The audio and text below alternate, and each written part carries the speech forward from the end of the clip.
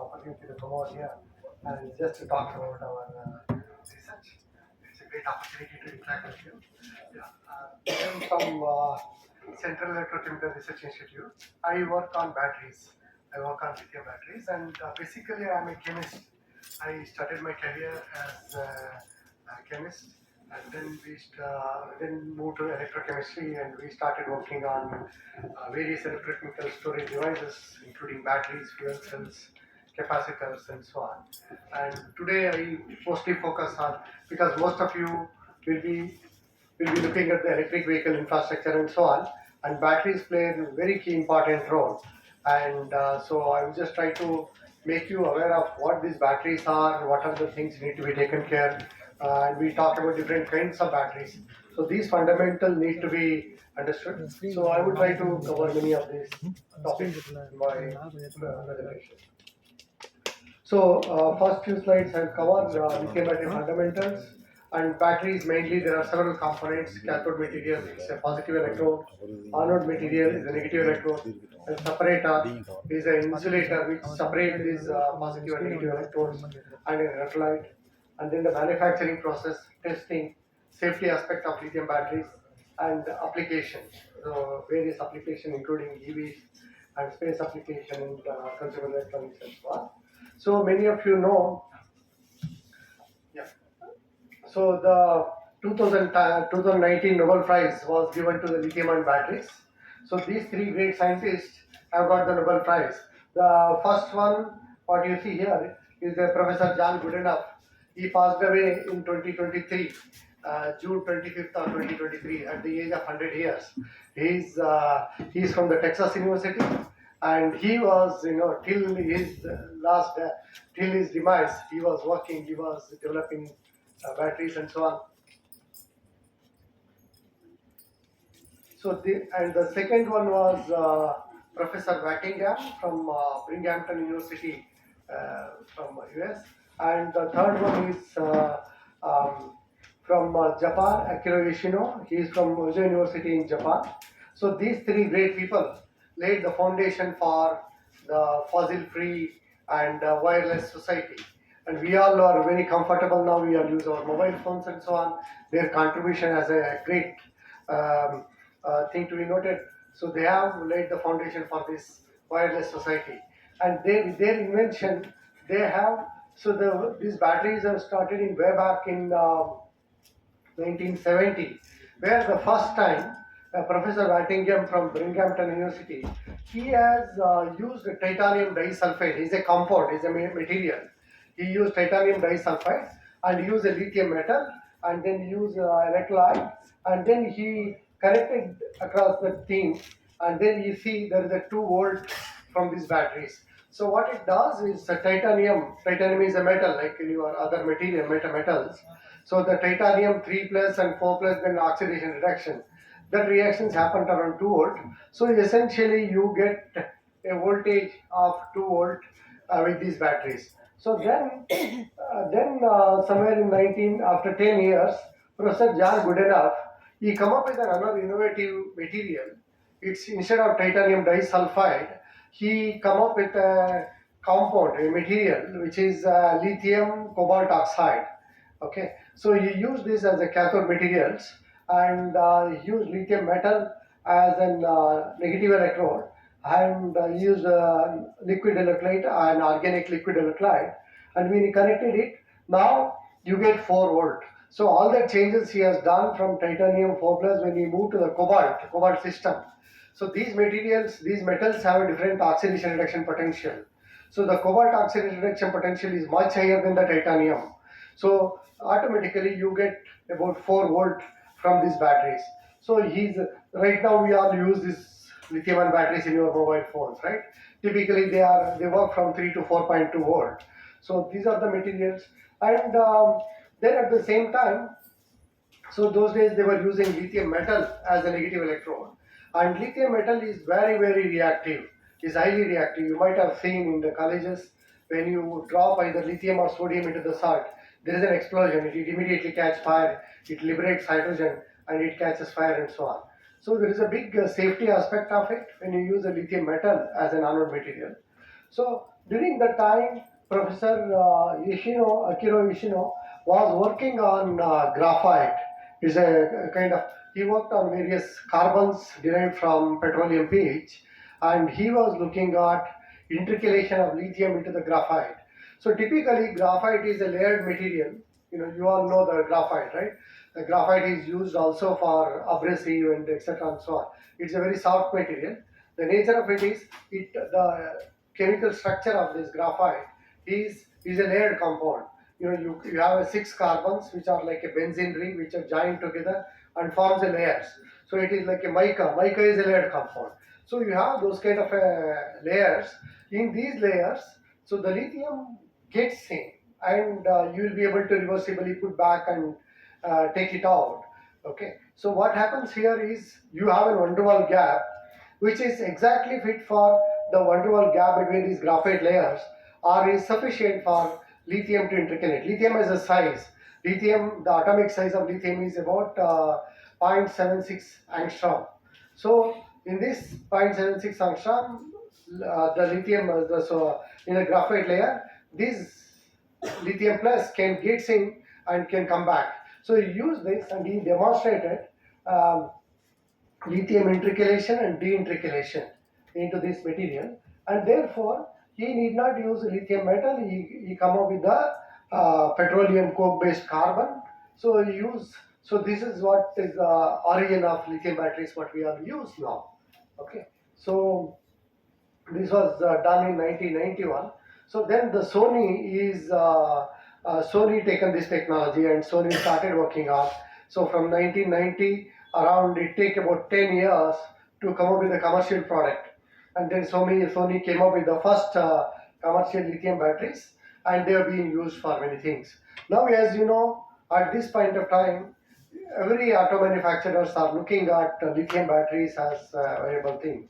We all are looking for moving from petrochemical driven electric from thermic vehicles to electric vehicles. The reason is you might be seeing um, transportation, apart from the industries, transportation accounts to the largest source of greenhouse gas emission. Greenhouse gas is carbon dioxide. Here the carbon dioxide in the atmosphere, carbon dioxide takes heat from, and so you contribute to the temperature. The more the carbon dioxide, the temperature of the environment goes higher and higher. So this is a serious concern. And currently we have 500 million 500 million cars on the road. Each of these cars, for every kilometer you drive, you release about 411 from the petrol or diesel. You will put back about 411 grams of carbon dioxide into the atmosphere. Okay, typically an average passenger car, we talk about 11,200 kilometer per year for 1 year. So it accounts to each of these car will emit about 411 grams of carbon dioxide for more, and so 11,400 in a year. Each car will be emitting something like 4.7 metric tons of carbon dioxide into the atmosphere. Can you imagine how much of pollution we cause? And then you look at it as, let us say, for example, in 2030, okay, India alone will have something like 300 million cars. So what would be the status? So you will be unbearable. It will be so much of carbon dioxide. We pollute the environment, and your temperature will increase and so on. So that is the reason we have to seriously look into what could be the viable solution. We cannot depend on the fossil fuels and keep polluting. So we have to come up with an alternative. That is the reason why many of these auto manufacturers now are moving away from petrochemical driven thermic vehicles into hybrid electric vehicles or electric vehicles. So that is the solution. That could be the way out. And there is a very interesting article. Those of you who are interested can look into this. Can lithium batteries be the panacea of automotive applications?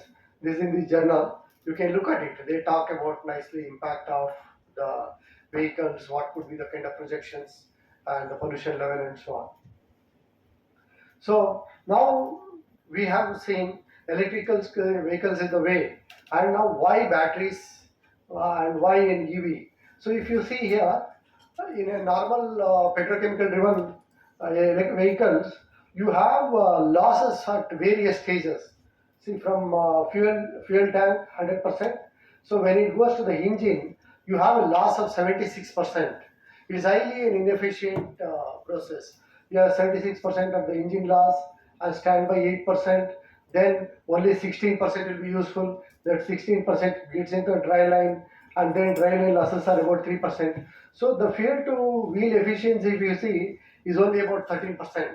And even this 13%, 3% of the energy goes for aerodynamics, and for rolling 4% and braking 6%. This is typical efficiency of gasoline driven vehicles. Whereas in case of electric vehicles, the energy from the battery is 100%. When it directly it goes into electrical energy to the motor, and motor loss is about 15%. So you have a huge high efficiency, and so therefore 85% of the energy goes to the dry line, and then out of it the dry line loss is 5%. So efficiency here is 80%, and 30% to the aerodynamics, rolling 35%, braking 15%. So if you see, almost you have 6 times higher tank to wheel efficiency than the petrol and diesel vehicles. So you have a greater advantage in terms of energy efficiency. That is the reason batteries can be um, useful alternative. When we talk about electric vehicles, these batteries has to qualify many criteria. When we talk about a batteries for electric vehicle, there are several criteria it has to follow. First thing is the energy. Energy, you need to have batteries with a very higher energy density. Currently, lithium batteries are stand at about 200 to 230 to 250 watt hour per kg. So this energy is required to provide adequate range within the weight and space constraints. So the as I said, for like let's say for example, if you use a lead acid battery instead of lithium ion battery, so what happens? Lead acid battery energy density is about 30 to 40 watt hour per kg. Lithium is about 250. So you have a higher energy density. Imagine if you are to drive 250 kilometer with a lead acid battery. So the weight of the batteries will be bigger than the car itself, or the volume of the batteries, the lead acid battery, will be much bigger than the car itself. So it cannot be practical. They can be used for a smaller range vehicles and so on. But whereas for when you target something like 150, 200 or much higher energy, much higher drive range, you have to go for much efficient, higher energy density batteries. And this is more important for both plug-in electric vehicles and electric vehicles than the hybrid electric vehicle. And power is another factor to provide adequate boost in hybrid electric vehicle applications. What is power? When you accelerate, so the battery should be sufficient to give that kind of power. You need more power, more current, right? So this battery should be able to give that kind of high power when it is required. So if it doesn't have, let us say, what is the difference between energy and power? Energy is the quantum of the energy which is stored. Power is how much of this energy you can draw at any given point of a time. So when you are accelerating, you need more power. When you are going in a, like when downward movement, you need less power. So the battery should be able to give kind of energy requirement things. Power will be required to adequate boost in hybrid electric vehicles, and less important for plug-in and EV application. Life. Another important thing is typically these batteries need to have 15 years of calendar life, because if you have to use it for vehicles, and they need to, if the batteries have very low life cycle, maybe about 1 year, they are expensive also, right? So they need to have a typical calendar life expected will be about 15 years.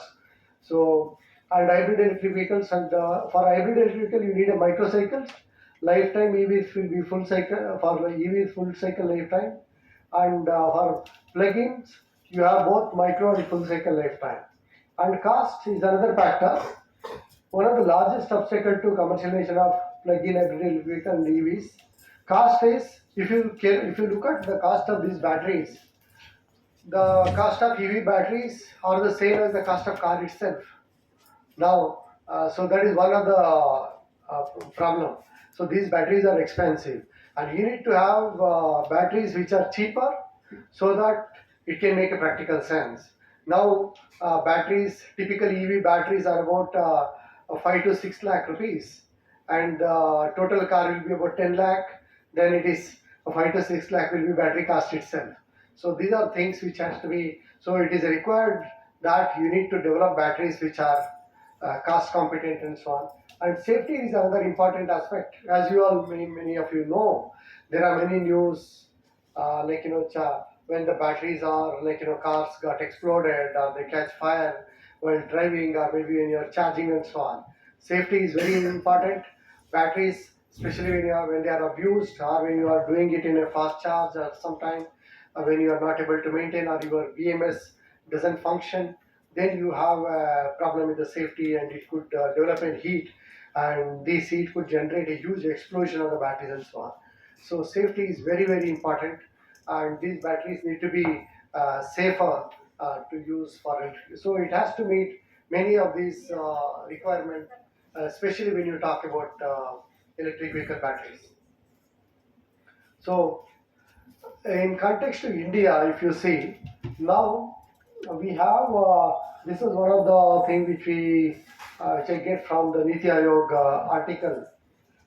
Even if there is a small penetration of an EV of 5 to 10%, our battery requirement is something like more than 150 gigawatt hour. So if you see, if there is a 30%, imagine there is a 30% of the vehicles in by 2030 are electric. So what is the kind of, see, you have something like in India, we is expected to have 200 million two-wheelers. Each of these two-wheelers, we need energy density close to 1 to 2.7 kilowatt hour. So the total energy for 200 million electric two-wheelers, you need 200 to 540 gigawatts of energy battery requirement. Similarly, four-wheelers, you will expect it to have about 40 million four-wheelers. For four-wheelers, each of these vehicles will have 10 to 20 kilowatt hour, and that accounts to something like 400 to 800 gigawatts of energy storage. And buses will be 3 million, 100 to 324 kilowatt hour, so that will be about 300 to 970. Apart from these requirements, batteries are also required for energy storage, for storing the renewables and so on. So that is about then you also have about 900 to 2300 gigawatt, and so for the grid storage and so on 20. So you have a huge requirement for battery requirement, and currently we do not manufacture batteries, although there are companies like Vola Electric, Amar Raja Batteries, Exide are putting up a plant. So they will be coming up with in around 1 year or so a few gigawatts, about 10 to 15 gigawatts of capacity, battery manufacturing capacity. So if you see, we have a huge requirements of hundreds of megawatt. Not just one or two industries could cater this demand. So there could be tens of, maybe about 50 industries are required to meet such a kind of battery requirement for India. So we have a huge potential for battery manufacturing and the whole ecosystem for the battery pack and for the BMS and for motor. So the whole ecosystem you have a. So right now we do not have. So this is the battery requirement alone. And under this ecosystem, if you see, batteries is one part. Like now we talk about many of these companies, the Ola, Exide, Amaraja, all these companies will start manufacturing. Apart from that, there are many other small companies with a little lower capacity. They would also be putting up a gigawatt scale manufacturing. So even when they put up all these manufacturing things, all these materials has to be, right now we don't have this ecosystem. There are no materials available now. So we still have to depend on the import of these raw materials and so on. So this whole ecosystem has to develop in India, and it provides a very big opportunity for Indian industries to start manufacturing various components for batteries or materials or pack integration for vehicle integration and so on. So there is a huge demand for professionals as well as for industries to put forward in this vehicle ecosystem. And then just to give you fundamentals of batteries, because most of you are interested in electrical engineering, how to battery pack, because there are few things which need to be known. Like, batteries are just not the one chemistry. We talk about several chemistry. I would try to touch upon what these various battery chemistries and what it matters and so on. History of batteries are not new. Batteries started hundreds of years of back.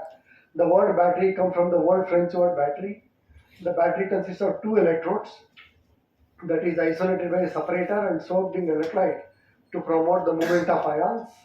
The first practical use of static electricity was the electric pistol that Alexander Volta invented in 1799. You know, that is that old.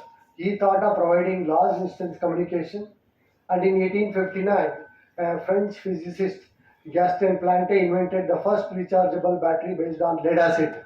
We still use the lead acid battery, right, for inverters and even for vehicle start application and so on. So that was invented in 1859. We still use this technology. A system that is still used until then. All batteries were primary, meaning they could not be charged. So in 1889, Albert Jungner, Sweden invented the nickel cadmium battery. Right now, we used to use nickel cadmium batteries about 5 to 10 years back. We used it for camcorders and for even for the phones and for many other things. Now these batteries are outdated because of some disadvantage in terms of lower energy density and also kind of memory effect, etc.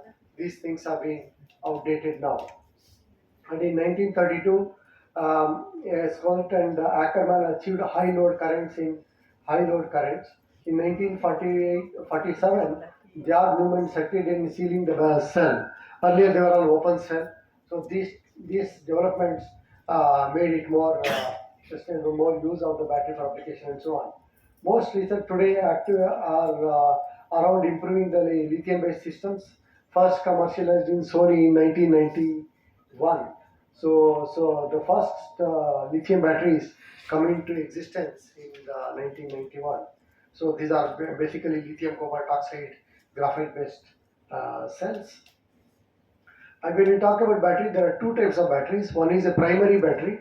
You all are familiar with your everyday cell. So these are not rechargeable. And these primary batteries are disposable because these electrochemical reaction cannot be reversed. Whereas in the secondary batteries, like nickel cadmium, lithium ion batteries, lead acid, all of these things are secondary batteries. They are rechargeable and they could use it for many um, repeated charging and discharging, and could use them. Secondary batteries are rechargeable because of their electrical reaction can be reversed by applying a certain voltage to the battery in the opposite direction of the discharge. So these are the secondaries. Now, inside the batteries are compact. You all use your mobile phone, right? You have a battery. But what is there inside? Battery is a typical electrochemical cell. It consists of, they are electrically connected. In an electrochemical cell, a negative electrode to which anions, basically negatively charged ions, migrate. That is the anode. Donate electron to the external circuit as the cell discharges. When you discharge, you have negative ions moving towards anode, and a positive electrode to which cation, positively charged ions migrate, that is the cathode. And an electrolyte is a solution that containing dissociated salt which enable ion transfer between the two electrodes, providing a mechanism for charge to flow between positive and negative electrodes. And the separator is an electrically isolate the positive and negative electrode. If you don't have a separator, then because these are positive negative electrodes, you have a charge, you have a short circuit. So it has to be electrically insulated but ionically conducting. This separator will have a force and which pass the ions, okay, which is an electrical insulator, but it will be conducting to the ions. So that's the role of a separator. So this is typically what is there inside this battery.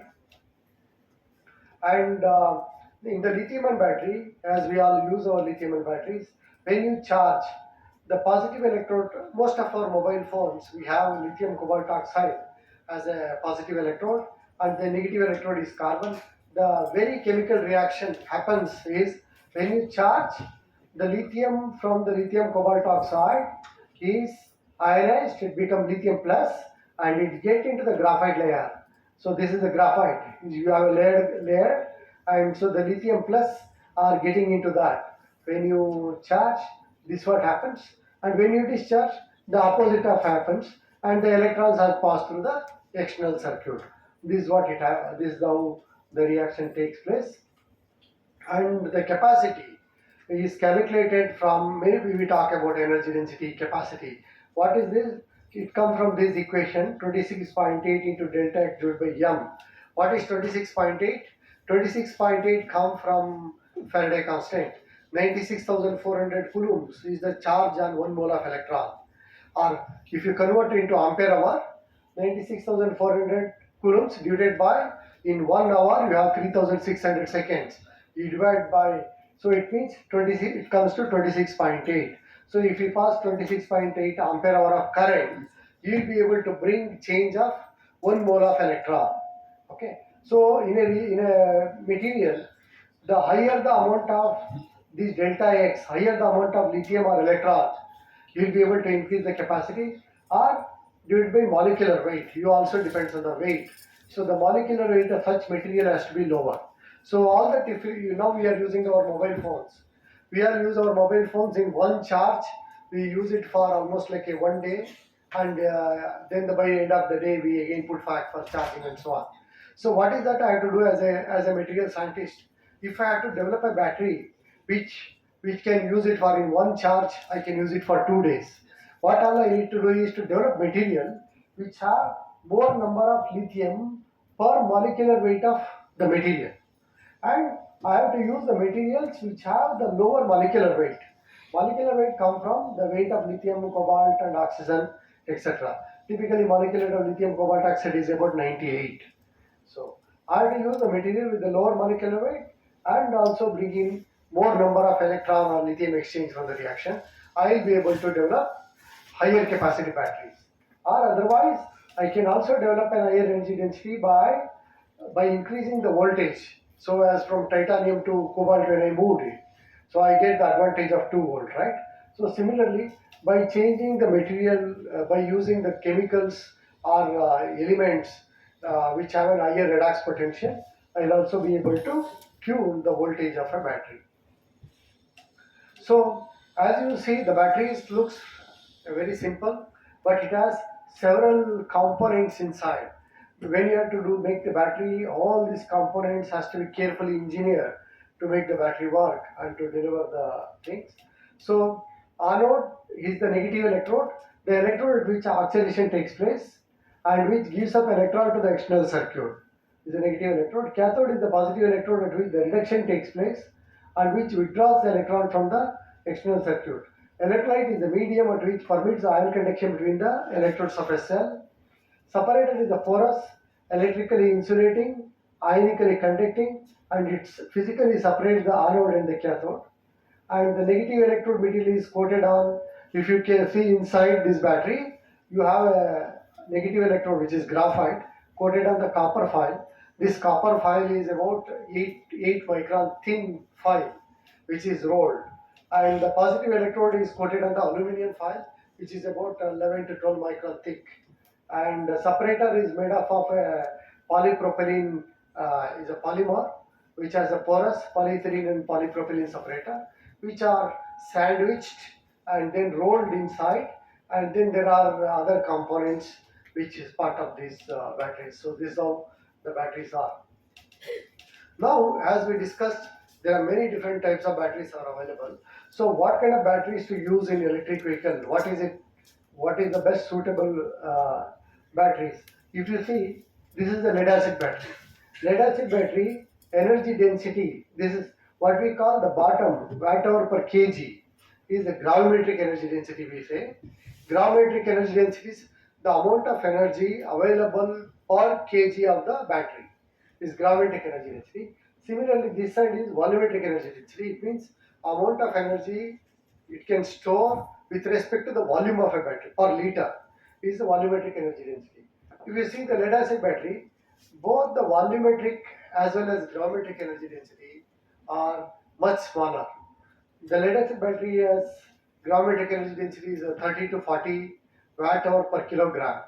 Okay, and volumetric is less than 100 watt hour per liter. Then the nickel cadmium has a slightly higher energy density than the lead acid battery, but however, it is also less than 100 watt hour per kg, and then the nickel metal hydride is close to 100 watt hour per kg, whereas lithium ion energy density vary from 130 watt hour per kg to 200 to 30 watt hour per kg. So this is the lithium ion batteries, and then these are polymer lithium ion batteries where the lithium metal is used, polymer electrolytes use, and then the lithium anode batteries can also have higher energy density of 250 watt hour per kg. So these batteries have both higher gravimetric and volumetric energy density. So that is the reason why lithium batteries are the most opt for electric vehicle application. So if you use the lithium batteries, so your vehicle can be your battery weight will not be too much. If you are using a lead acid, as I say, if you are using a lead acid battery for 400 kilometer drive range in one charge, the batteries would be much bigger than the vehicle itself, or the weight of the batteries would be much bigger than the vehicle itself. So those are the things. So within the given constraints of the weight and space, these batteries has to be accommodated, and they supposed to give you kind of dry range. So that is the reason lithium battery could be the most apt battery for electric vehicles. Now, when we talk about these lithium batteries, there are different variants. They are classified as lithium metal based and the lithium ion based. Lithium metal based is system where the metallic lithium is used, lithium metal itself, as we said in the beginning, right? They were using lithium metal, but still for some of the applications we use a lithium metal. And the system with integrated lithium ion, where there is no lithium metal, these are much safer.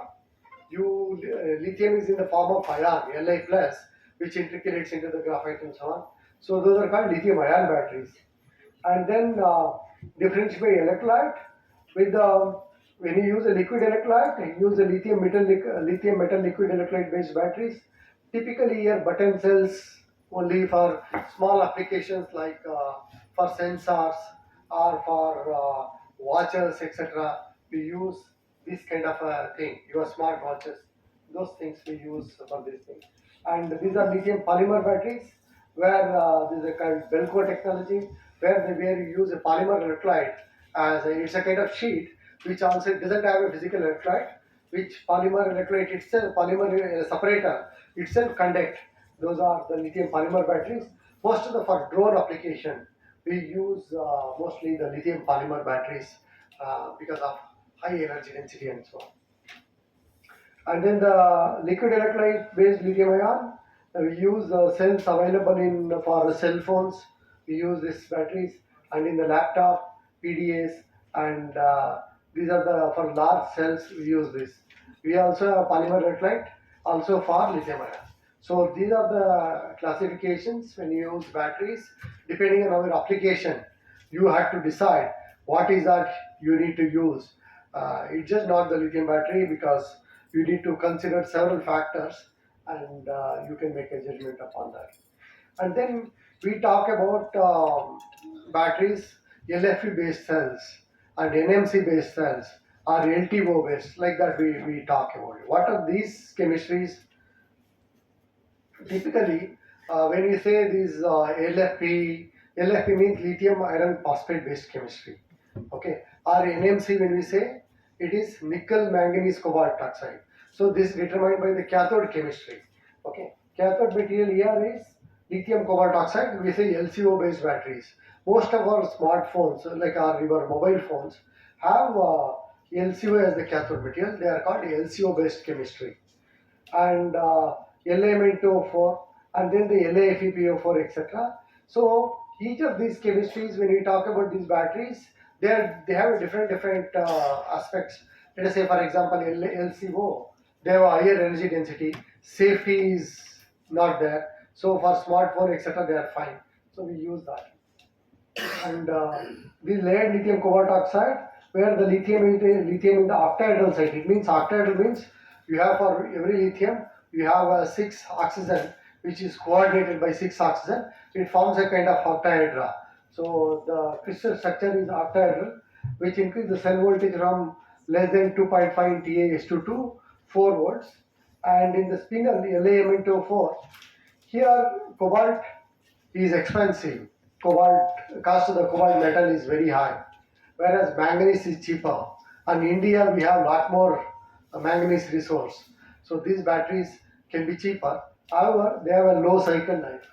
And here you have a lithium in the tetrahedral side, and then this offer increase in cell voltage from 3 to 3 for octahedral side lithium ion, and they can couple to 4 volt with accomplishing cost reduction.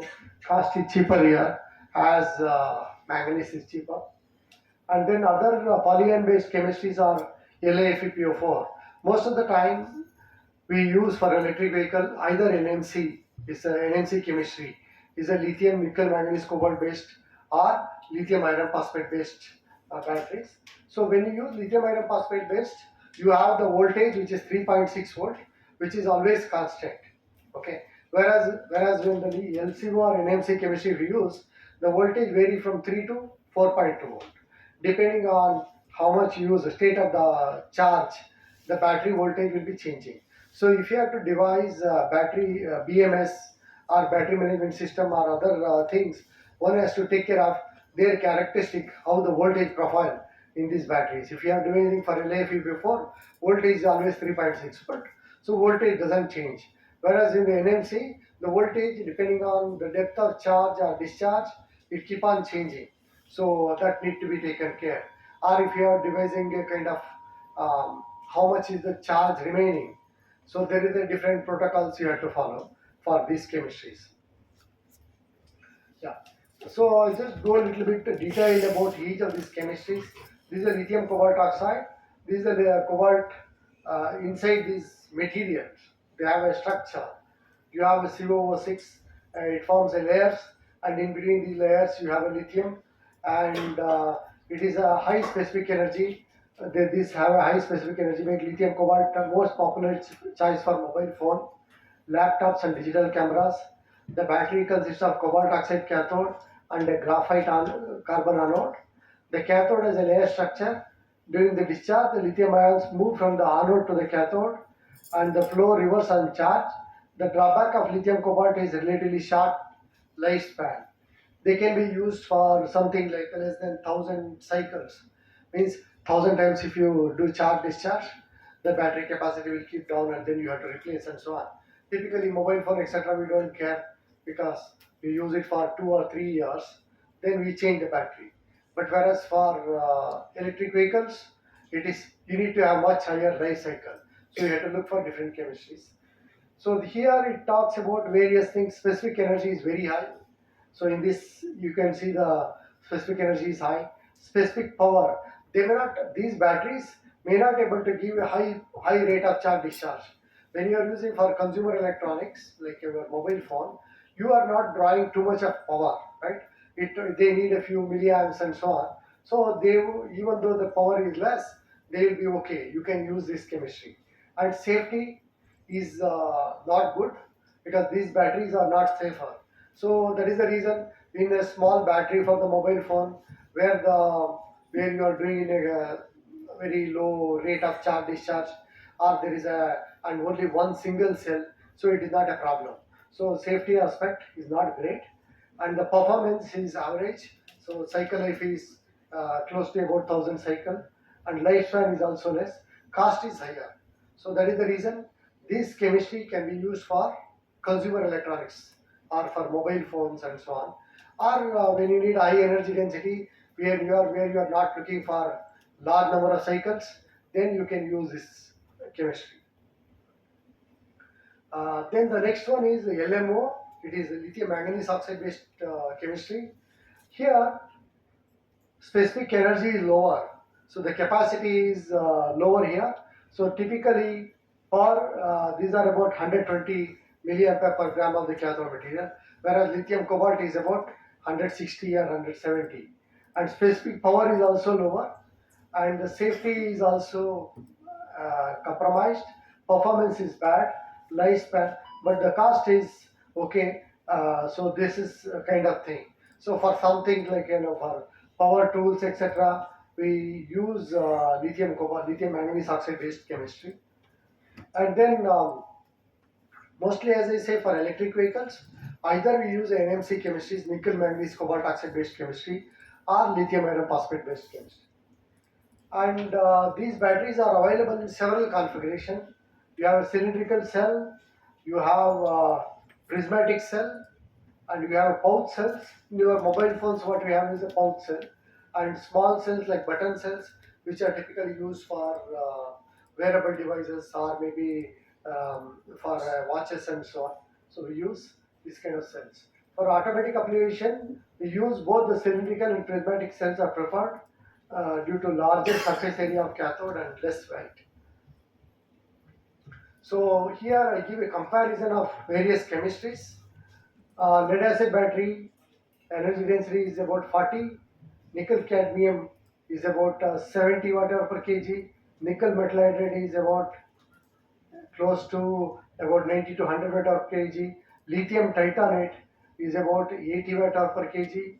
Lithium iron phosphate, this is what I use in the electric vehicle.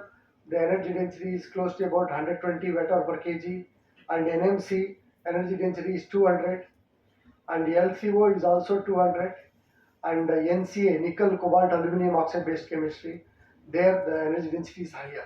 Although it makes sense to use higher energy density, but then there are other things which you have to consider: safety, life cycle, and number of charge discharge cycle, calendar life, all these things. So typically for keeping in view of all those things, we either use NMC, or if you are targeting a higher drive range, you use NMC based chemistry.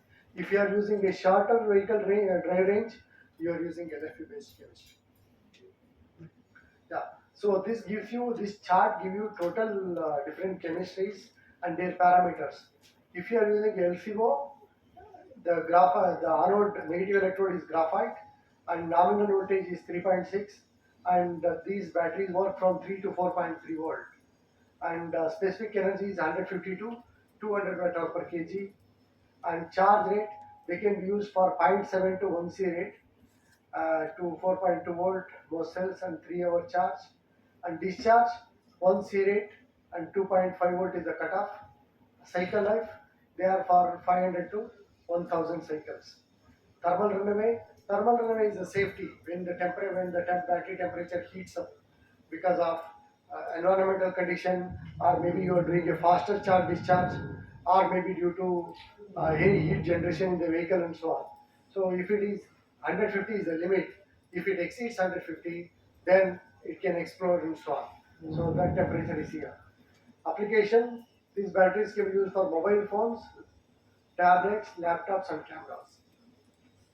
Whereas lithium manganese oxide based cells can be used for the energy density is 100 to 150 watt hour per kg, operating voltage is 3 to 4.3 volt, and nominal voltage is 3.7 to 3.8, and discharge charge rate is zero point 0.7 to recommended charge is 0.7 to 1 C, typical, and 3 C maximum, and charge is to 4.2 volt. And for discharge, they can be 1 C, 10 C is possible with some cells, 30 C in a pulse charge. If you are using it for when the motor starting or something like that, pulse charge, they can give to 5 seconds. Cycle life, they have a low cycle life, 300 to 700 cycles. So they can be having a lower cycle life than the LCO. Thermal runaway, here thermal runaway is better, safety is slightly up to 250 degrees centigrade, they can be safer. Whereas NCA, nickel cobalt, for mostly for space application, ISRO developed these kind of cells. They are for space application.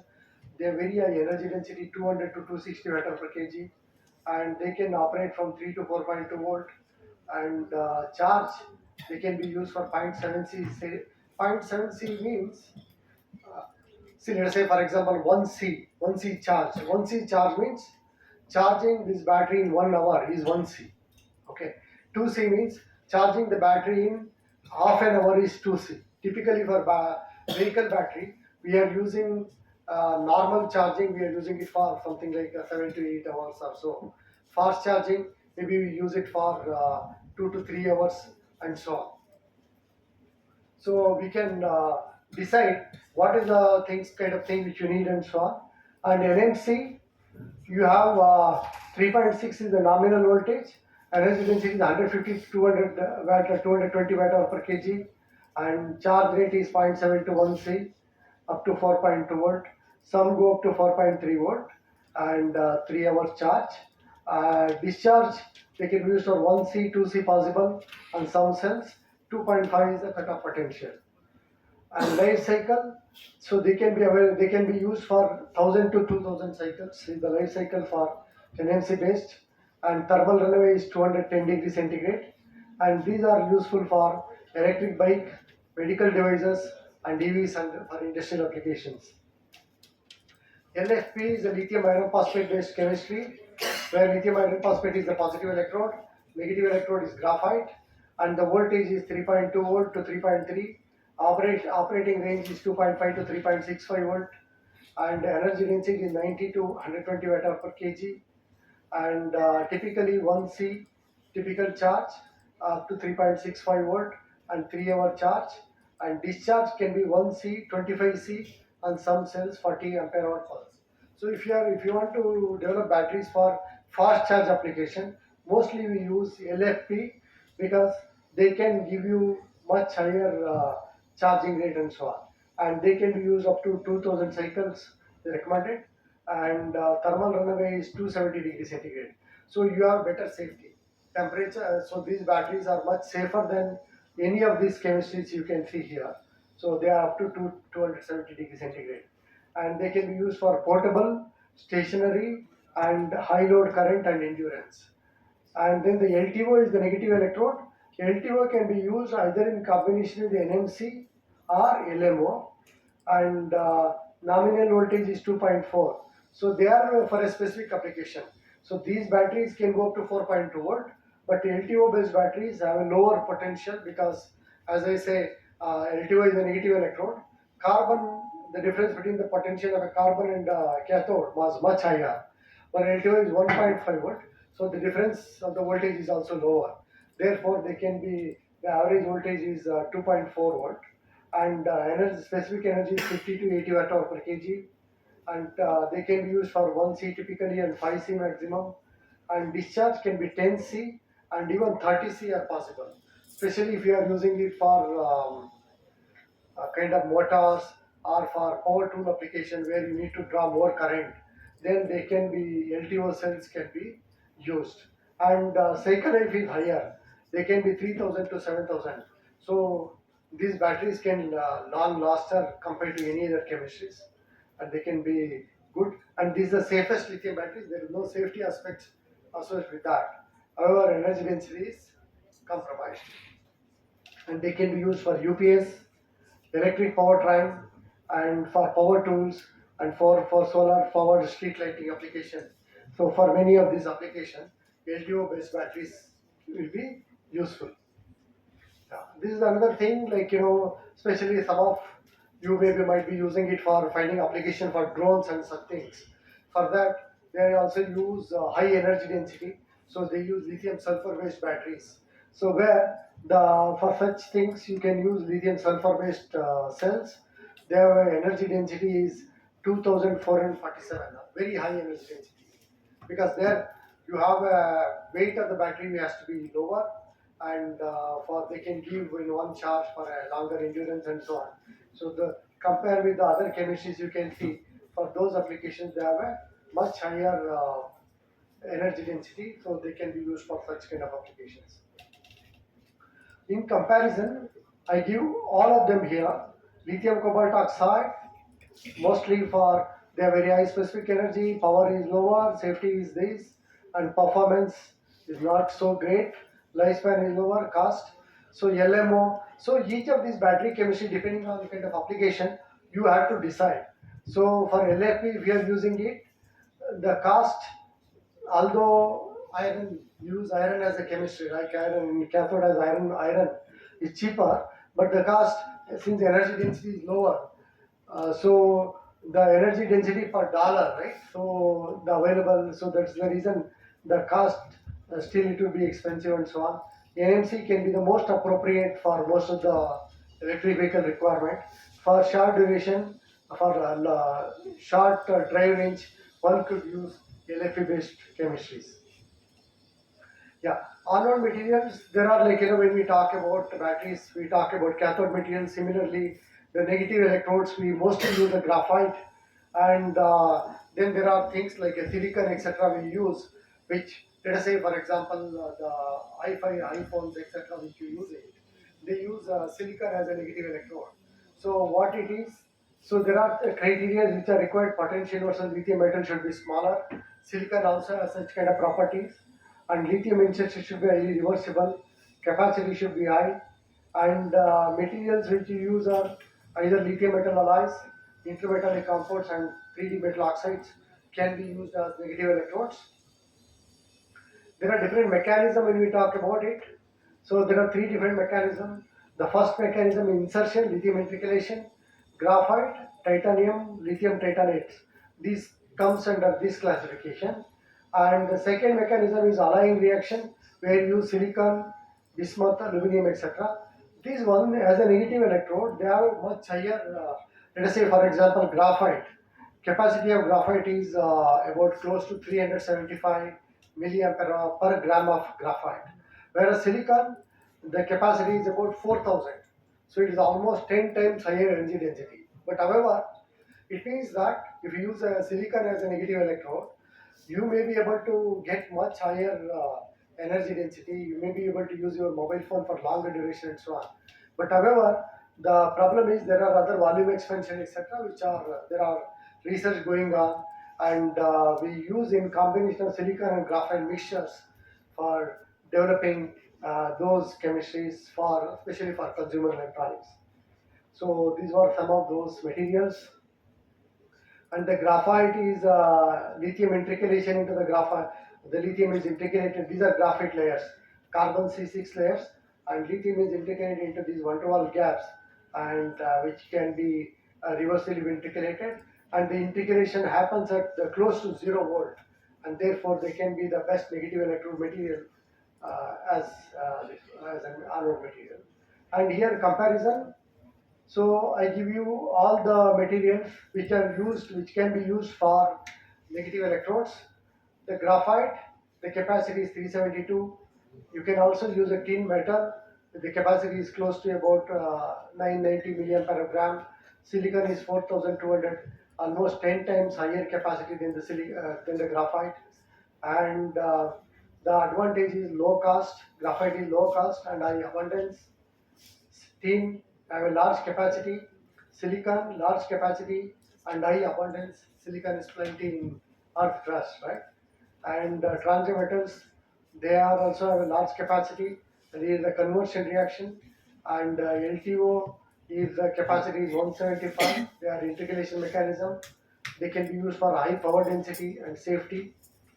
Disadvantages: graphite, low capacity, limited safety; tin, poor cyclability; silicon, poor cyclability; and these were large over potential. These are limited to academic research, and they are not yet practical. But however, these are currently used as a negative electrode, and this is ideal for safe battery, and they can also give you up to 10,000 cycles of life cycle. And silicon is future high performance anode, and this is graphite is most commercially used. This is about the materials. And then the separator is, as I said, separator is an electrically insulating and ionically conducting. So these are the separator. These are typically, battery is so compact, it is just hardly about few millimeter, right, in your mobile phone. So each of these components are very, very thin. The separator thickness is about 25 micron thick. It is a thin sheet of polymer which has a high porosity, and the separator has to qualify many, many criteria. When you have to choose them as a separator, it need to have, there are some structural properties, there are intrinsic properties, and their property against external stimulus. Let us say, for example, property is external stimulus, tensile strength, puncture strength. Let us say when something impact happens, then it ruptures. Then what happens? It ruptures. Then the positive and negative electrodes comes in contact, and there is a short circuit. It lead to an explosion. So the separator should have a better puncture strength and thermal dimension stability. Like this, suppose when the temperature heats up, if this melts, this is a polymer, right? If it melts, then also we have a safety issues. So they need to have better thermal properties. They should not be. They should have a dimension stability. They should not shrink or so on. So they need to have multiple properties, and the materials are chosen in such a way that it it qualify many of these properties so that it can be used as in a battery. So inside the cell, you have a positive electrode, negative electrolyte, and the electrolyte. Electrolyte is the one which is the medium which conduct the ions. So electrolyte, typically you have a salt, lithium hexafluorophosphate is a chemical which dissociate as Li plus and PF6 minus, negative and positive ions. These ions will move towards the positive and negative. When you charge, the ions from the cathode will get ionized, it becomes Li plus, and you take the solvent molecule, this solvated ion move towards the anode, and then it intercalates, and the electron will be moved through the outer circuit. This is how the battery works. And major requirement of electrolyte, it should be a good ionic conductor and electronic insulator so that ion transport can be facile and self-discharge can be kept at the minimum. It should have a wide electrochemical window. So one thing is, in lead acid battery, we use aqueous electrolyte, we use dilute sulfuric acid, and we add distilled water, right? So what happens? These batteries, the voltage is up to 4 volt. When the water has a stability window of 1.2 volt, if it exceeds beyond, then it electrolyzes into hydrogen and oxygen. So we cannot use aqueous based thing. So we use organic based electrolyte. So that is why in the lithium batteries we use organic electrolyte, organic solvents as the conducting solvating ions, and it should be inert to other cell components such as cell separator, electrode substrate, and cell packaging material, and it should have robust against various abuses as electrical, mechanical, or thermal one. It's complement to environmental friendly. One of the main disadvantages, these organic electrolytes, any organic compounds can catch fire. So that is one thing which is problematic. And electrolyte salts, typically we use an inorganic compounds like LiPF6, which dissociates in these organic electrolyte to form Li plus and PF6 minus, and they serve as a medium for charge transfer, which are forms ions between the pair of electrodes, and that is the role of your electrolyte solvents. So the disadvantage with the conventional electrolytes are they are flammable, like any organic liquids are flammable, they can catch fire, and flash point is less than 39 degrees centigrade. If it the reaction of LiPF6 with other material in the electrolyte and with impurities such as water. So these batteries has to be manufactured in very controlled atmosphere. We make these lithium batteries. We have a plant for making 1,000 cells per day, and we maintain humidity level of minus 69 degree dew point, because moisture level has to be 1 ppm, 1 parts per million. So even if there is a small trace of moisture in the atmosphere, then the cycle life will go. We are expected these batteries to have 1000, 2000 cells, 2000 cycles. So if you have a moisture content of greater than 20 ppm, means 20 parts per million, then then they don't come for 1000 cycles. So these batteries has to be manufactured in the kind of controlled atmosphere and so on. So electrolyte moisture content electrolyte has to be the minimum, and then the instability at high temperature, as they're organic liquids, there could be instability at high temperature. No one mixture of solvent has been shown to work well with both low and high temperature. And see, one other thing is, most of these batteries manufactured now in Europe or other part of the globe may not be suitable for our Indian condition. Our temperatures in Chennai can in the summer can go up to 45-50 degrees centigrade. But if you look at in Delhi or in Kashmir, let's say in Kashmir, In the winter, temperature can go up to minus 10 degrees centigrade. So batteries need to have that kind of a wide temperature window. And those batteries which are meant for Korea or Europe or somewhere else may not be able to, because here the problem is not with the low temperature, with the high temperature. As I said, when the temperature rises, because heat has to dissipate it, that's where your battery management system and thermal management, all these things comes into a picture. And even the battery itself. So mostly, like, these are things which we work with the electrolytes. We devise electrolytes which have a better stability against the temperature and so on. So that's the kind of research we do. And so it is important that batteries need to be developed for India specific application. Our consumer pattern, like in our usage, we can be different.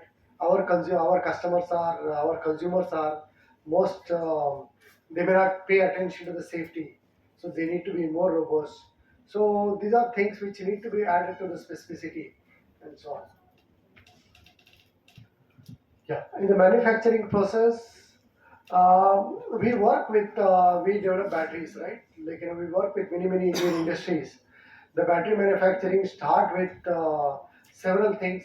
It start with the mining and mineral refining industries, to make the materials and to purify these materials, and then use these materials for manufacturing battery actives, and then use these battery actives to make battery materials, and then use these battery materials to make the batteries and so on. So we work with more than 15-20 Indian industries, smaller and bigger industries, where to create this ecosystem. Okay, they may be from mining industries or material manufacturing or battery manufacturing or pack development and so on. So battery manufacturing goes with the several unit operations. Many of these materials are powders. Then it goes into several engineering operations.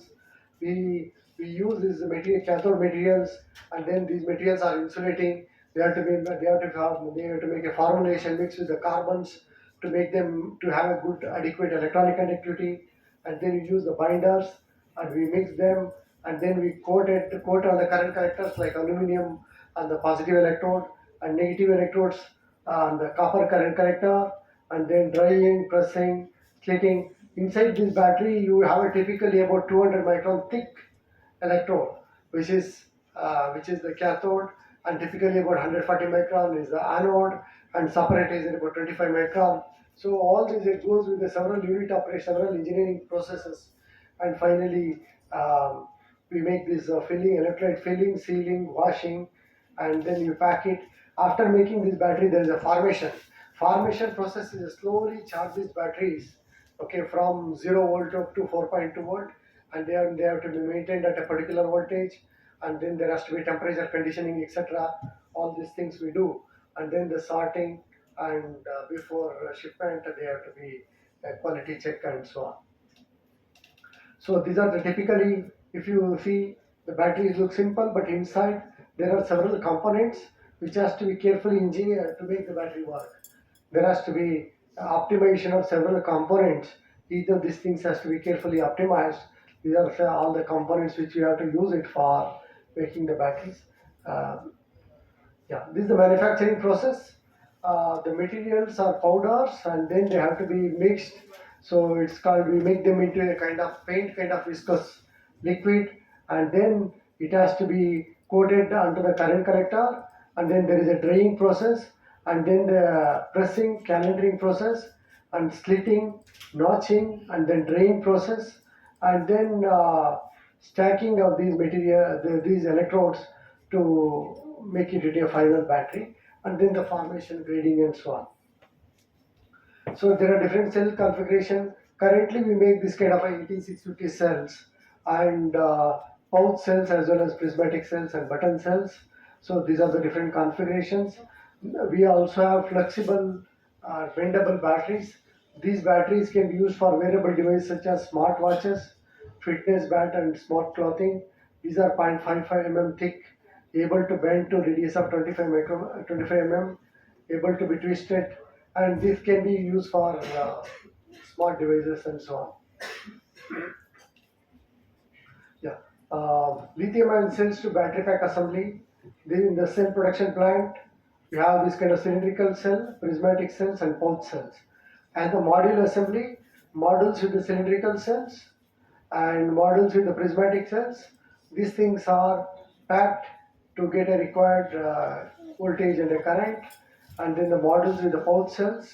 So typically these are, in the pouch you have the positive and negative on the opposite sides, so they can be stacked according to these things.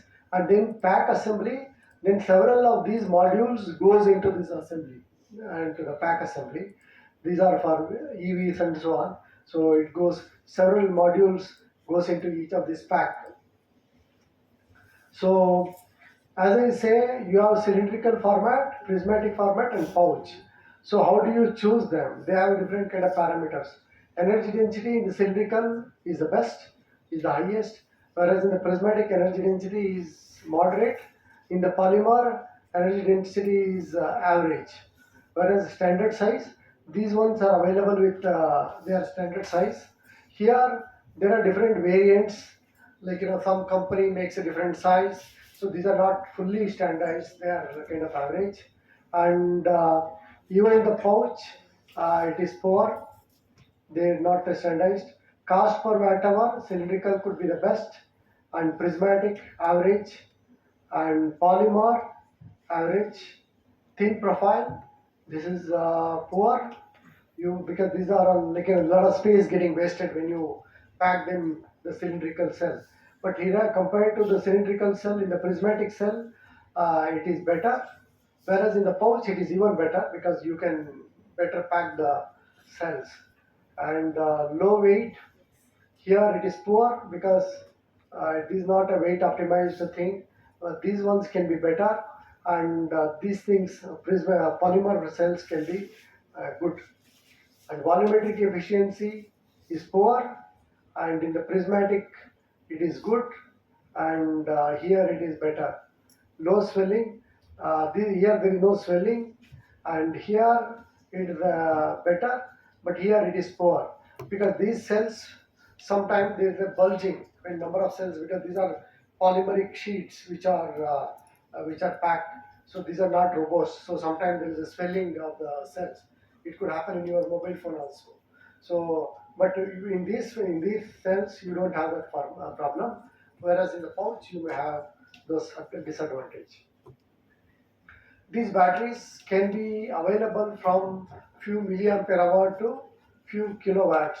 So smaller batteries, like few watt hour per kg, few ampere hour cells can be used for laptops, notepads, cell phones, smartphones, notebook, web devices. They use a few ampere hour capacity and convenience. These are few milliampere hours, so they can be used for RFID tags, for sensors or wearable devices. So these are much smaller capacity, whereas few tens of kilowatts can be used for vehicles, electric vehicles, trains, cars, and for these applications. And even much higher, up to few megawatt scale capacity batteries are used for energy storage, for grid storage, for renewables, and so on. So when we talk about, so these individual cells can be, let us say for example, cylindrical cells can they start from 3 ampere hour small cell up to 20 ampere hour bigger cell. Whereas the prismatic cells of these things are available from 10 ampere hour to 200 ampere hour each cell. So that's the kind of thing. When you have to make, let us say for example, if you have to make 48 volt 51.2 48 volt system. So what we do is each battery is a 200 ampere hour. So you connect 16 um, 16 series. When you connect them in series, you increase the voltage 16 series and one cell in parallel. So the voltage will be 200 ampere hour, and this is a 10.24 kilowatt battery pack. Whereas if you are using 100 ampere hour batteries, then you have to connect them into 16 series and 2 parallel. When you connect the parallel, you increase the capacity. It will increase to 200 volt, and then the voltage you connect them in series to get a 51.2 volt. So this is how you develop the battery pack When you have to develop, when you here you use a 16 cell configuration, here is 32 cell configuration. So that's how you have to develop. And the applications are concerned, the battery for electric bike etc. will use typically 250 to 900 watt hour battery pack capacity, and for bikes we use up to 300 watt hour capacity, 300 to 5000 watt hour. For space application use 7000 to 10,000 watt hour per kg. These are for smaller 600 to 1.5 kilowatt, and for small two wheeler it's about 2 to 8 kilowatt. Electric scooter is 400 to 4 kilowatt, and for cars etc. we use something like 40 kilowatt hour for about 400 kilometer range and so on. Lithium battery pack assembly process, cell sorting, voltage, capacity, and internal impedance are matched, because when you have to make the battery pack, so these batteries has to have a similar characteristic. The voltage has to be same. If you combine the batteries with different voltage, one cell may be getting a higher potential that lead to, so these all has to be optimized. So you need to select depending on, you need to optimize these things. Voltage and the capacity and the internal resistance should also be important. Let us say for example you club them, one with the higher internal resistance and another with the lower. Then when you are charging it, the one which has the lower internal resistance get more charges, and then it is in a different state of charge. So those things lead to a safety aspect. So all these things need to be taken care. Group cells with the similar operating parameters. These are called cell sorting. And module assembly, join cells in series strings, join strings in parallel, assembly module and attach slave BMS, test the module. And in the pack assembly, stack modules in series and parallel combination to achieve final configuration, place pack in enclosure, attach master BMS, and final testing and storage, test pack for quality assurance, store the pack in FIFO model at 50% SOC, maintain the necessary climatic conditions and so on. And operating conditions, load profile, current rate, short circuit, over voltage, cells, chemistry, geometry, reaction properties, thermal pack, thermal interface, coolant medium, air, whether it's a air cooled system, oil cooled or liquid cooled, you have to see mode of cooling, whether it's a forced cooling or natural cooling. In the system, thermal interface between pack, optimum fitting of packs, intelligent algorithms. So these all has to match to get the optimal performance. Have to be when all these things has to be interfaced.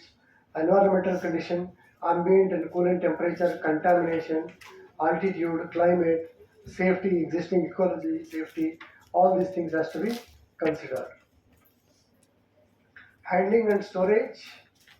These are some of the tips I thought would be useful to you. So I just listed out. Generally, lithium-ion batteries are safely stored at a 30% charge, but the manufacturer should specify the optimal charge level. A fully charged battery loses capacity at a faster rate and can cause internal heat damage, whereas fully discharged batteries tend to freeze more easily. Proper storage may also require specialized racking system or crates. In multi-customer facility, batteries should be stored in a cool and dry area, separate from other goods. Regardless of the charge, cell voltage should be monitored to somewhat between 2 to 4.1 volt, and store batteries away from combustible material. Store the batteries at temperature between 5 degree to and 20 degree centigrade. Separate fresh and depleted cells are to keep a log. If practical, store batteries in a metal storage cabinet. Avoid bulk storage in non-laboratory areas such as offices. Visual inspection of battery storage areas at least once in weekly, and charge batteries in storage to approximately 50% of capacity at least once every 6 months. So these are on the storage thing. And the warehouse, it should equip with many of these things like fire detector, smoke and heat detector, gas detector, leak detector, alarm lights, sprinklers, and temperature regulator, system monitoring, insulating water cooling system. Mainly these batteries it need to have all these facilities if you are storing a large number of batteries and so on. Charging practice do's and don'ts. Always purchase and use devices certified by a national recognized testing laboratory. Always follow the manufacturer instruction for charging and storage. Always use the correct battery card and power adapter. Always keep batteries and devices at room temperature. Always store and charge batteries away from anything flammable. Always keep away from heat sources. These are all do's, don'ts. Never use aftermarket generic batteries or chargers because sometimes the battery voltage can be different. If you are using a LFP battery, you use it for an NMC battery, it is not okay. Or if you are using an NMC battery charger for a LFP, not okay because voltages are different. So you have to use the specified chargers and never overcharge or leave battery charging overnight. Never do that mistake. Overcharge can lead to degradation of the batteries, can also lead to safety aspect and so on. Never charge a battery under your pillow or your bed or near a coach. Never leave EVs unattended while charging. Never block your primary way in or out of room space. Never place batteries in trash. Never allow children or pets nearby. So these are some of the don'ts. Safety tips. Always keep your batteries in a case when not in use. Don't store your batteries in direct sunlight. Keep batteries away from flammable objects and materials. Keep batteries away from static electric charges. Keep out of reach from animals and children. If battery has damaged wrap, it should be repaired or disposed of immediately. Don't crush, incinerate or modify your batteries. Only use batteries with the manufacturer specification. Recycle your battery correctly. Never throw them in the bin. Yeah. So these maybe I'll skip it for space application and so on. Yeah, these are some of the things which I would bring into your notice. These are some of the recent incidents with the battery safety. October 2023, Ola S1 get fired at parking near I think DY Patil Institute, Pompey in Pune. So you might have seen all these newses. In June 2023, Tata Nexon EV catches fire after a crash in the accident. And in March 2022, in the March 2020, Ola S1 Pro scooter caught fire in the Doni area of Pune in March 2022 while charging. And July 2023, 7 electric vehicle kept at showroom in Maharashtra were reported to be destroyed in fire. The incident is the result of overcharging. And October 23, Mahindra E20 electric car catches fire in Bangalore. So there were many incidents of issues as with the safety and so on. So proper precautions need to be taken care. Just to address what these safety issues, how to take care of and so on. So when the battery, initially when the temperature rises due to the thermal runaway, what is this thermal runaway? Thermal runaway is initiated, let us say for example, if you have an accident, there is a crush and or there is a penetration, so then it could lead to the mechanical abuse. These are comes under mechanical abuse. Then the temperature inside the battery rises. If there is an abuse, if there is a crush, this battery, the electrodes can touch each other and then the separate can rupture and then you have a short circuit, then temperature rises. When the temperature rises, it initially start with the smoke and when it reaches beyond certain, in the table I mentioned thermal runaway. For each of these battery chemistries have a different temperature. Some of them are 150, some of them are 250, some of them 270, some of them there is no issue and so on, right? So when the temperature rises beyond this point, then there is a unstoppable chemical reaction happens, which leads to an explosion and so on. So that's what we call it as a thermal runaway. It can be initiated by, these are mechanical, electrical abuses like overcharge. You are charging beyond a certain limit. Then also it could lead to the overcharge can also increase the temperature. Anytime if the temperature shoot up, then you have initially it starts with the smoke and then it catches fire and then you lead to an explosion, right? So overcharge or over discharge, both are dangerous. The BMS is supposed to take care of both the overcharge and the over discharge. And then the overheat. due to the environmental conditions, due to maybe heat, or maybe you are keeping your charging. That's the reason we have to keep batteries away from the heat and so on. If you are heating, then you could need to a thermal runaway. The temperature inside can rise, and once the temperature reaches to a certain point, it is an unstoppable reaction. It catches fire, and then that lead to an explosion. So these things can be avoided by passive defense early warning system. There could be a sensor which can which can sense the overcharge, which can give an indication, or it can stop the overcharge or over discharge, or it can if there is a heat due to the fast charging and so on. There could be sensors which can take care of those things. So that can be done by passive defense early warning system. Thermal runaway, when there is a temperature increases, if you have, let's say you have multiple cells of cylindrical or prismatic, when there is a temperature increases in a cell, there could be intrinsic, it could increase. So one thing is to avoid the propagation, like when there is an heat, this cell heated up, then it is not one cell, there are so many cells here, and then the heat propagates to other cells, and then that can lead to multiple explosion and so on. So these things has to be taken care, and these cell need to be isolated. So your BMS, if it can identify a specific cell where such a kind of thing, where there is an irregularity, or if it can bypass it or something, so those are things which can prevent those kind of issues and so on. And then you can also extend the time for escaping. If you limit this propagation, if you have a thermal mitigation, if you have a flow of liquid which can cool the system and so on, which can take care, or which can delay the process, or if there is a warning system, you can leave the space and you can escape from the things.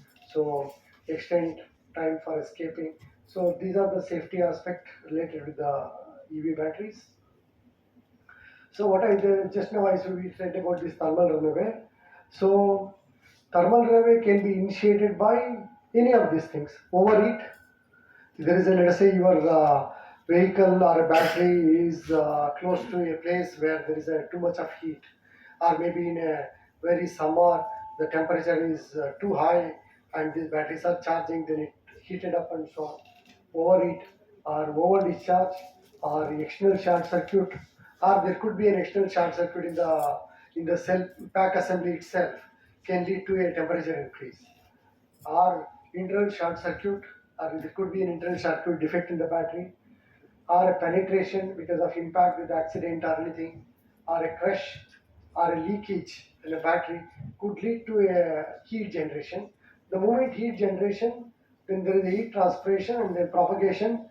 Uh, so that lead to a thermal runaway problem and the explosion and the safety of a battery. Now the transportation guidelines, there are many of these batteries, there are test protocols, there are certain standards it has to follow and so on. So for testing and so on. So just I thought it would be useful to you. I listed out many of the standards which you have to follow for the lithium batteries for vehicles are concerned. UN3480, UN3481. These are class 9 for rechargeable lithium batteries. The assigned codes are these two numbers. So what these states are, etc. These notes will be given to you, so you could skip them. And the UN share for lithium battery in transportation. So for transportation also there are clear guidelines and tests. What are the tests it has to match? What are the certification protocols, etc. are there?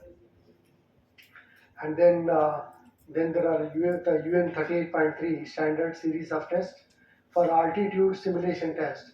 Here, especially for aerospace application, these are low pressure testing that stimulates unpressurized airplane cargo area at 15,000 meter altitude after storing batteries at 11.6 kilopascal for greater than 6 hours. This is the kind of test one need to follow. These criteria shall be met: no mass loss, leaking, venting, disassembly, rupture or fire, and voltage it is a 10% of pre-test voltage. So if it qualifies, they can be suitable for aerospace application. And thermal test covers changes in temperature extreme from -40 to 75 degrees centigrade.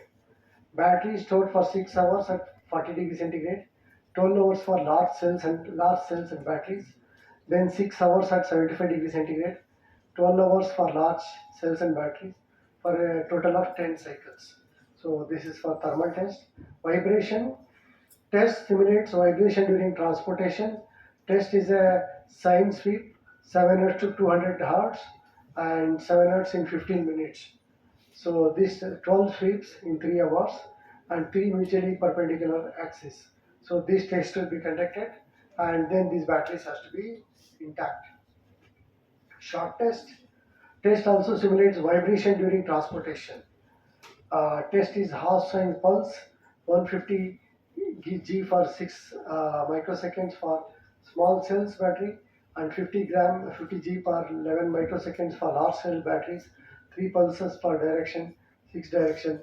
In all these direction, the shock test will be conducted. So these are all some of the tests which has to be conducted and so on. And external short circuit, the test simulates an external short to the terminal of the cell or a battery at temperature of 55 degrees centigrade. Apply short circuit for less than 0.1 ohm resistor across terminals and maintain at least an hour after sample temperature returns to 55 degrees centigrade plus or minus 2 degrees centigrade. Pass criteria: case temperature does not exceed 170 degrees centigrade and no disassembly, rupture or fire within 6 hours of test. So fuse, current limiting circuit and welcher mechanism activations are allowable. Impact test is only valid for individual primary and secondary cell. It subjects the battery to an impact with 9.1 kg per kg mass and also simulate the dropping of the packaging before transportation. Overcharge, the test is for secondary or rechargeable battery only. It simulates an overcharge condition on a rechargeable battery 2 times the manufacturer recommended charge current for 24 hours. Then battery shall be monitored for 7 days for fire disassembly. And forced discharge, this test simulates the forced discharge condition on primary and for secondary cells. So these all it has to qualify, and additional battery requirement have to be communicated to carriers. So these are the things all these batteries for application it has to qualify. And some of the tests we do, some of the tests we send it to laboratories for test laboratories for getting the certification and so on. So I'll skip them. These are the various things these batteries has to qualify. And battery safety standards in India, now BAS etc. are coming up with standards for our Indian specific test condition and so on. So these are some of the things which standards which are used for lithium batteries for EVs. And, yeah, BAS standards in India, test connected by BAS for lithium and batteries. So IEC, so these are those standards which we use currently. Charging, discharging test, continuous charging test, insulation resistance test, module case test, at ambient temperature test, vibration test, temperature cycling test, crushing test, and then incorrect installation test, free fall test, external short circuit, thermal abuse test, mechanical shock test, low pressure test, forced discharge, over discharge. So these are followed under EES IEC standards. Yeah, so you can go through all of these test standards and so on for more information. Yeah, and AR is one laboratory where they certify the batteries. They conduct these tests, and yeah, in summary, it is critical to have Make in India batteries. India expected demand for batteries is few hundreds of gigawatts, and imported cell technology may not be suitable for Indian condition and customer usage pattern. Threat of getting a quality cells, batteries for strategic applications, especially for our defense and aerospace application and nuclear applications.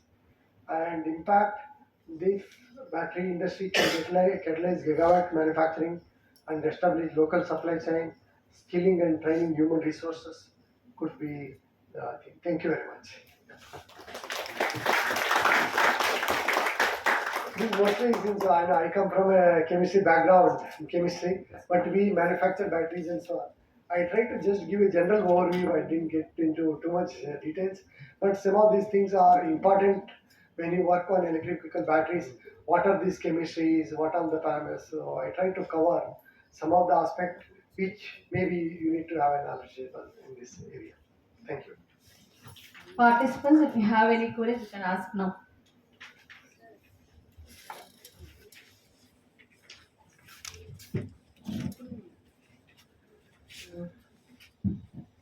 Sir, good afternoon, sir. I'm Dakshinamurthy, R&D working, sir. Sir, what are all the research opportunities are available in this battery area, sir? Very few. Yeah. On the battery area, as I say, the technology development itself. Okay, battery technology. As we know now, there is many of these big manufacturers are getting the technology from established cell manufacturers abroad, and they pay huge money. The technology development is a big area. Apart from that, we also do a lot of research on. I think it's fine. I can use this.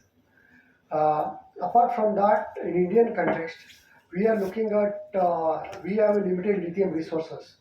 Then we are looking at electrodes, batteries which are alternative technologies like sodium-ion batteries.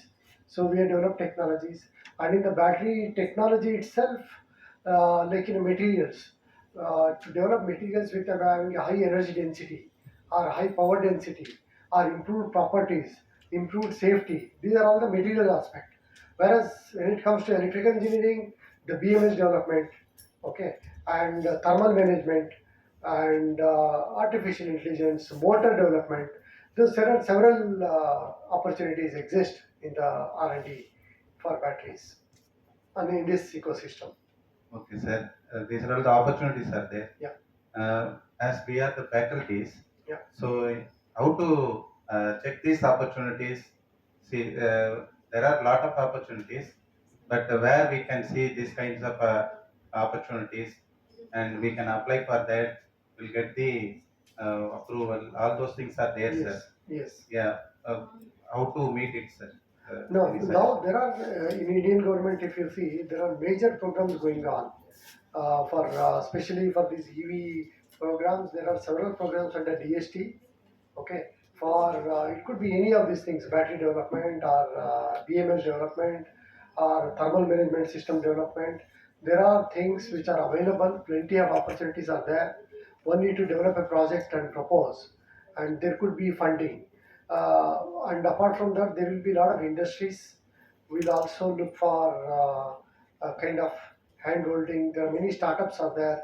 We should interact and do, because the kind of thing we do, we work with many Indian industries as well as government agencies. We get project from that, and then we take up in a project mode, and we do the research on that. Thank you. Thank you, sir. Any other participants?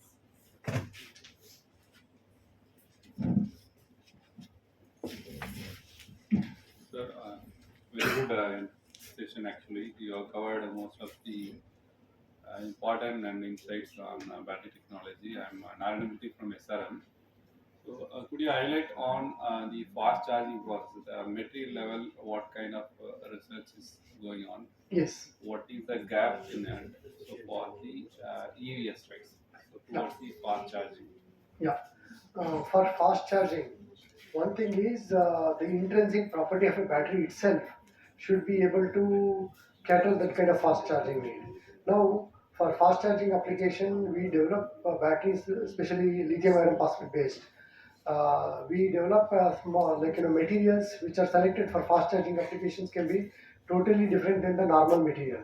It could be lithium iron phosphate based, then they have more uniform carbon coated particles. Carbon, because most of these materials are insulating.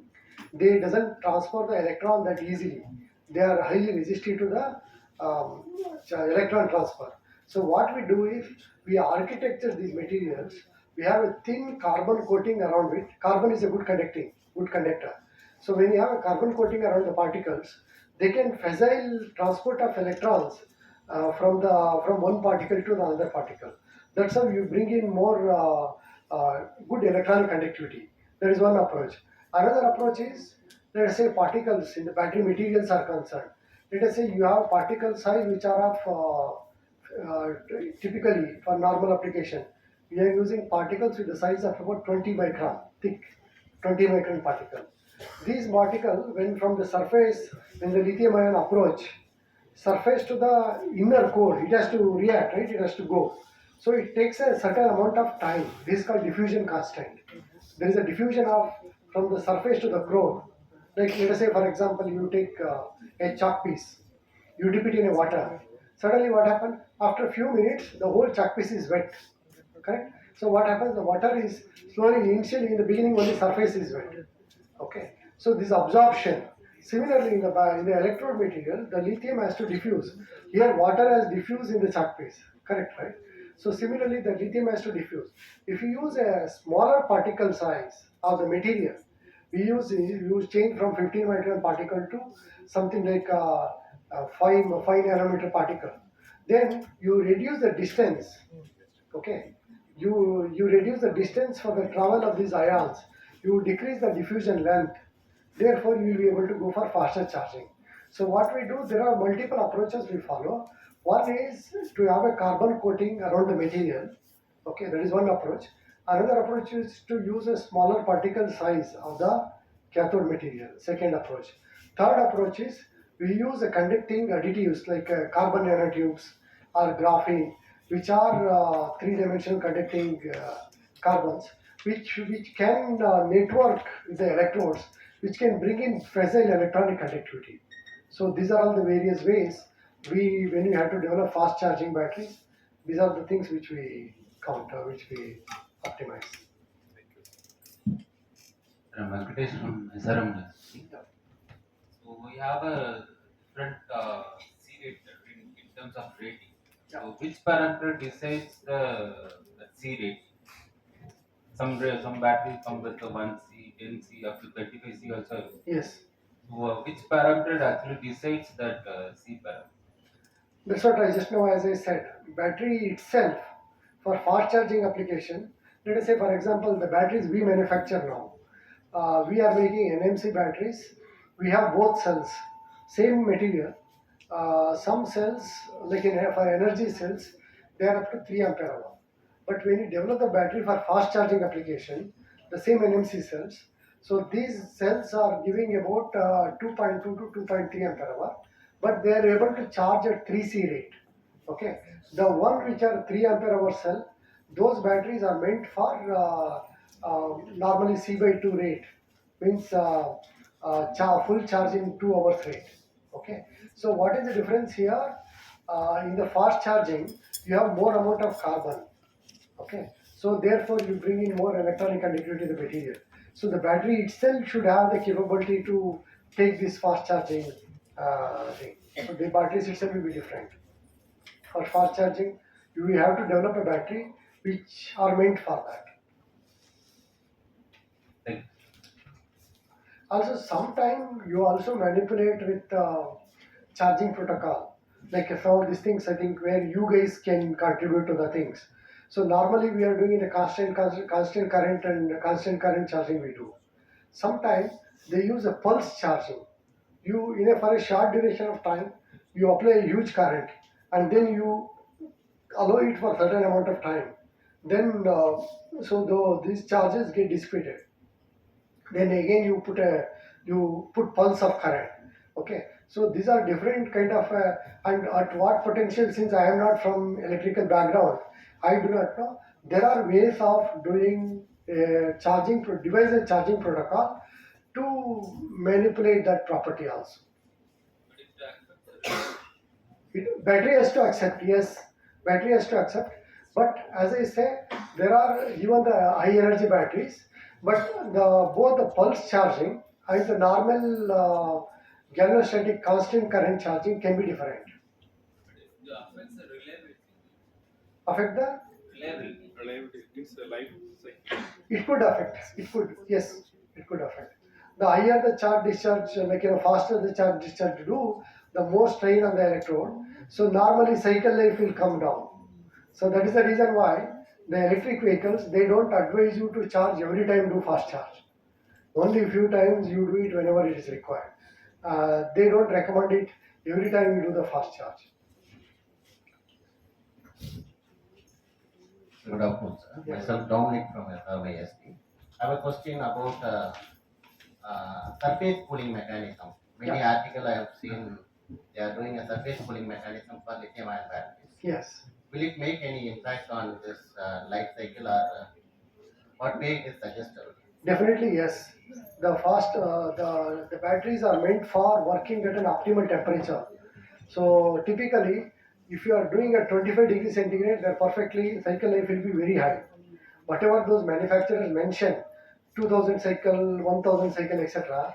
If you are cycling at 25 degrees centigrade, constant temperature. Okay. If the temperature is higher, if your battery is you are charging and discharging at 45-50 degrees centigrade, the number of cycles will come down. Okay. So the surface cooling. So therefore, to increase this charge cycle, etc. When you are using the batteries can get heated up. Okay. So this temperature increase while charging, or as well as when you are drawing a current, can increase the temperature. This increase in temperature can affect the life cycle of a battery. So therefore, your batteries need to be, one is uncontrolled heating up and lead to the safety aspect. Another thing what you talk about is the life of the battery itself. If you are if you are using the battery at 45 degree or 50 degree always, your cycle life will be low. So therefore, if you are using a cooling mechanism, let us say for a smaller two-wheeler, then it is not a problem. You can have a kind of force cooling system, or maybe normal heat dissipation happens. It itself it can take care. It is fine. Otherwise, you need to circulate kind of a coolant or some mechanism to take away the heat that is required. Why they are not providing from manufacturers? If No. this is a better option, we can't find this. No, manufacturers manufacture the batteries. Okay. Let us say, for example, the battery pack development. If you are getting a battery pack, there could be companies who can give you along with the cooling system. Battery pack when you take, they did provide cooling. It depends on if you are asking for a complete solution or you are only asking for the battery pack. Depends also on your application also. It's available in practically anywhere it's implemented. Yes, they are available. Many of these companies for the two-wheelers, for the four-wheelers, it is a complete solution. They get the battery pack because right now most of them are importing the battery packs. So it comes up with the full solution. Either they integrate a cooling mechanism or they get the pack itself with all those mechanisms. Thank you, sir. Sure. Anybody else?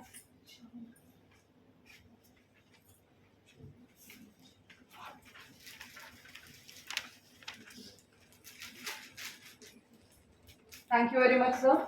Thank you. Session was very informative, starting from fundamentals of battery, science, cathode and anode material comparisons to manufacturing process, application, battery pack assembling process, standards to test the batteries and safety specification.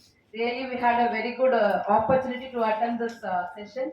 We have got a very good insight on batteries. Sir, thank you very much. Now, I request our HOD, Dr. S. Sendal Kumar sir, present the memento and the appreciation certificate to our chief guest.